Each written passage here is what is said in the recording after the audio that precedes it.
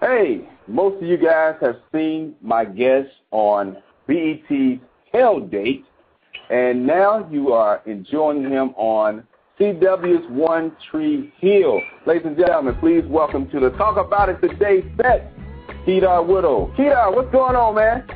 What's going on, brother? How you feeling? Man, I'm feeling good, man. You're doing a lot of great things, man. We're so glad to have you on the show today. Well, I appreciate you. Thank you for inviting me, and congratulations to you for doing wonderful shows. Oh, well, thank you so much, man. Now, many of us laugh our socks off seeing you each and every week on our Hell Date, and now we have the pleasure of enjoying your character, Nino, on One Tree Hill, man. How did you land the role on Hell Date? Actually, there's a website called actorsaccess.com that some of us in the industry apply to, and I just saw on the Actors Access one day that they were looking for people to improv who think they kind of look good. So I knew I could improv, and I took my chances at the looking good part. And I went in and auditioned, and I nailed it, man. And I actually blew Hell Date off for like 3 weeks. They kept asking me, do a show. And I didn't want to be attached to anything reality. So they explained it to me, and it wasn't reality. It was kind of like punk. So I said, why not? Let me give it a chance. I gave it a chance to fall in love with it, man. Okay. And talk to our listeners who may not be familiar with you about your journey from where you are now to where you began, because you're from Atlanta, Georgia, right? ATL, shawty. Okay. Went to Douglas High School, correct? I didn't. I actually went to Woodward Academy. You went to Woodward? Hey. They gave me a basketball scholarship. I was supposed to go to Doug. Woodward gave me, I'm sorry. People from Woodward might be listening. They gave me financial aid. Financial aid. That's a government term for that. Okay. That's the government term. So I got a basketball scholarship to go to play high school basketball. But I ended up graduating from Lovejoy, man. Wow. Yeah. So how did you? Was acting something that you always wanted to do, or was it? I never knew that you was a comedian, man. I mean, I was kind of shocked to hear that. Me either. Acting was not something that I always wanted to do, actually. I thought my life, I knew I was going to perform, and I knew I was going to be in front of people somehow, but I thought that was going to be in a form of basketball because, I played basketball. But, after realizing I wasn't good enough to make it to the NBA, I had to figure something else out. Wow. Okay. And, and it still wasn't acting. I went on. I graduated from Norfolk State University, where I played ball at. Ended up going to grad school up in Boston.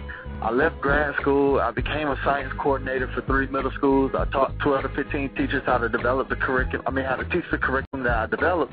And I did a play. I did my first professional play in Boston. I won a bunch of awards. And one of my directors pulled me to the side and said, "You're way too big for Boston. Move to New York." So I moved to New York. I did 2 years on Broadway, and then I moved out to L.A. about 3 years ago. Okay. So do you feel like, because your story sounds similar to mine, I went to Northside North Atlanta High School, and you couldn't have told me I wasn't going to be an NFL football receiver. But right. A car accident in '95 when I was home from college on spring break kind of put an end to my football dream. So, from there, man, I was kind of whisked into writing and, doing that kind of stuff. And then I had a professor in school who was like, "Yo, dude, you something else with the pen, man. And you write stuff I've never seen before. You should really think about going into journalism." And, I thought about it, but then it was like, okay, man, I'm not really sure if that's what I want to do.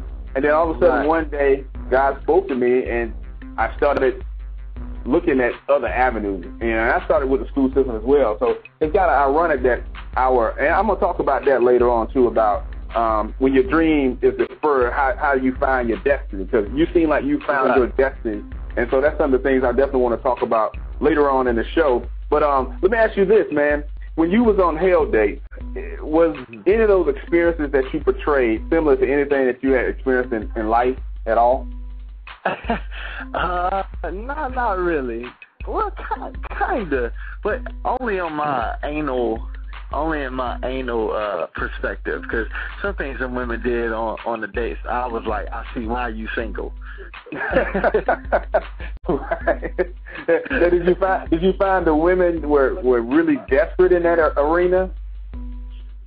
Yeah, and it's sad to say, but yeah, man, like that's why the show was so successful, because those girls was really looking for a dude, you know what I'm saying? Or them dudes was really looking for a chick. You know, you had a couple people who just wanted to be on TV, but the episodes that really were like really good episodes, them folks really were looking for love. Wow. Yeah, and it's sad, but I mean, but that's the nature of the beast nowadays. Like, people are more and more becoming 30 and single, and really don't want to be that 30 and single person. Right. And why do you think? Because yesterday I had life coach Will Hook on the show, and he was giving tips on dating do's and don'ts. And why is it that you think people get in a frenzy when as they get older about having a mate or a significant other? Well, because that's what society has placed on us, especially being from the South. You know, by 25, you know your partner. Mm-hmm. Everywhere else in the country, by 30, you know who your partner is. Once we start reaching above 30, women start, and it's really only women. Women start looking at like, well, dang, I got to at least date this dude for a year. Then we got to be at least engaged for a year. At 30, you still 2 years away from being married. So you 32 from being married, and you want to enjoy your spouse before you have kids. So now you're looking at 34 years old, and you're having your first child with your mate that you're going to spend the rest of your life with. That's kind of scary, and that's at 30. And if you find somebody by 30, imagine you don't find that person at 31. Now you're looking at 35, 32. Now you're looking at 36. And once you get 40, it's a wrap, son. That is hilarious, man. But it's so true, because we get in this time crunch of, man, society says this, society says that, and so I have to do this and I have to do that in order to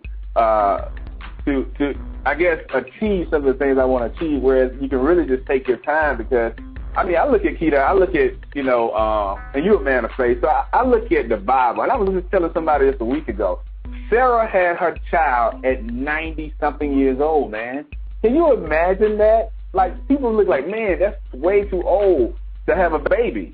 But we're not on our timeline sometimes. We don't got a timeline, so, Right, when something is ordained to happen, it will happen. Right. Well, that's good, man. We got to take another break. When we come back, we're going to talk about, I read something that you said about the keys to a successful life. And I wanted to talk to you about what are your keys to a successful life, and then kind of dive into when your dream is deferred, how do you define your destiny? We're talking to Keedar Widow on One Tree Hill and former BET Hell date.